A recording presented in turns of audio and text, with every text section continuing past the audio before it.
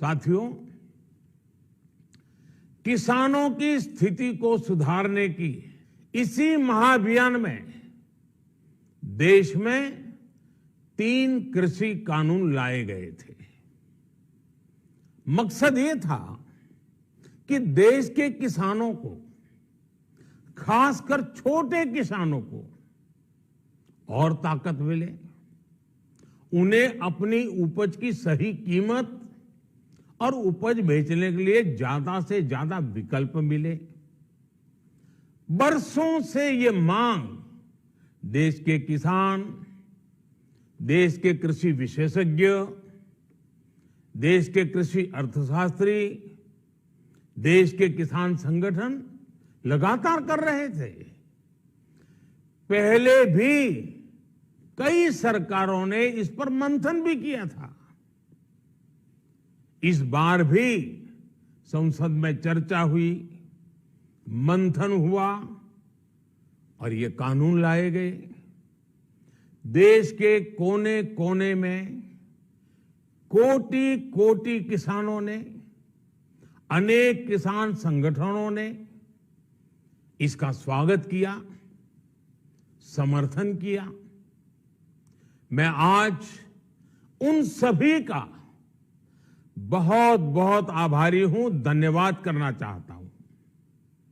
साथियों, हमारी सरकार किसानों के कल्याण के लिए, खासकर छोटे किसानों के कल्याण के लिए, देश के कृषि जगत के हित में, देश के हित में, गांव गरीब के उज्जवल भविष्य के लिए पूरी सत्यनिष्ठा से, किसानों के प्रति पूर्ण समर्पण भाव से,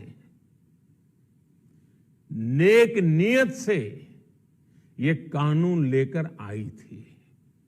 लेकिन इतनी पवित्र बात, पूर्ण रूप से शुद्ध किसानों के हित की बात, हम अपने प्रयासों के बावजूद कुछ किसानों को समझा नहीं पाए। भले ही किसानों का एक वर्ग ही विरोध कर रहा था, लेकिन फिर भी यह हमारे लिए महत्वपूर्ण था। कृषि अर्थशास्त्रियों ने, वैज्ञानिकों ने, प्रगतिशील किसानों ने भी उन्हें कृषि कानूनों के महत्व को समझाने का भरपूर प्रयास भी किया। हम पूरी विनम्रता से, खुले मन से उन्हें समझाते रहे। अनेक माध्यमों से व्यक्तिगत और सामूहिक बातचीत भी लगातार होती रही। हमने किसानों की बातों को, उनके तर्क को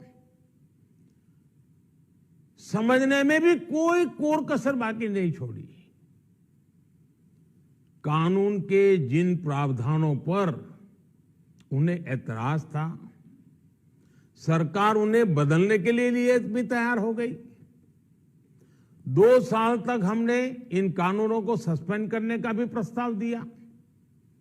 इसी दौरान ये विषय माननीय सर्वोच्च न्यायालय के पास भी चला गया।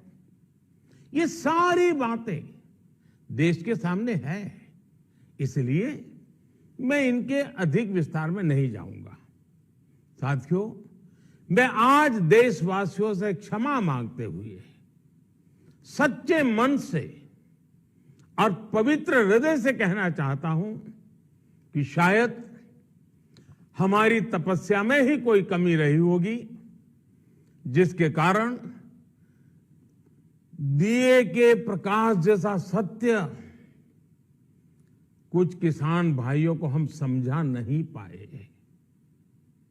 आज गुरु नानक देव जी का पवित्र प्रकाश पर्व है। ये समय किसी को भी दोष देने का नहीं है।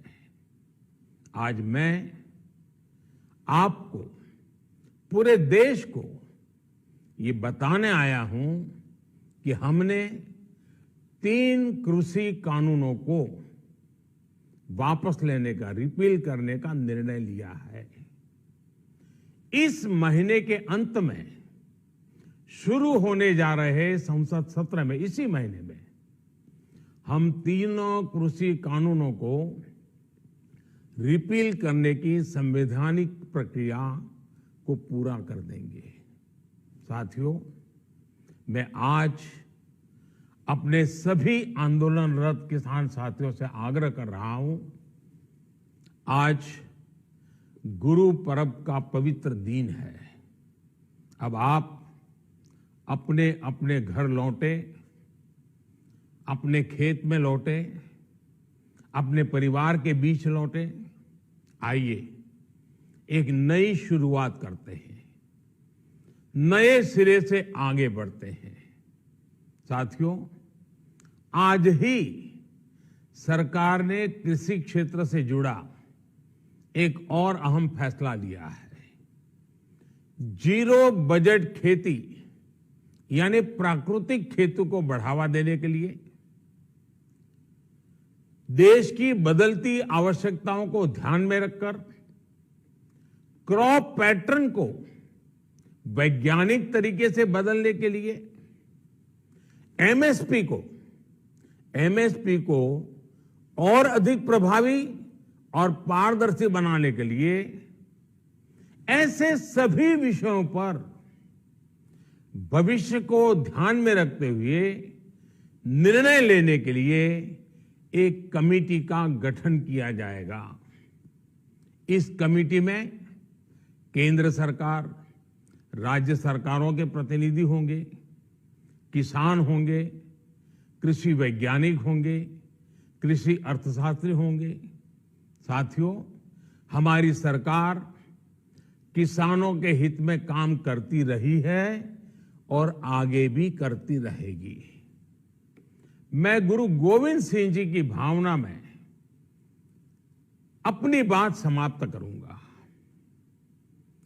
देहि शिवावर मोहे इहे, शुभ कर्मन ते कबहू न टरो।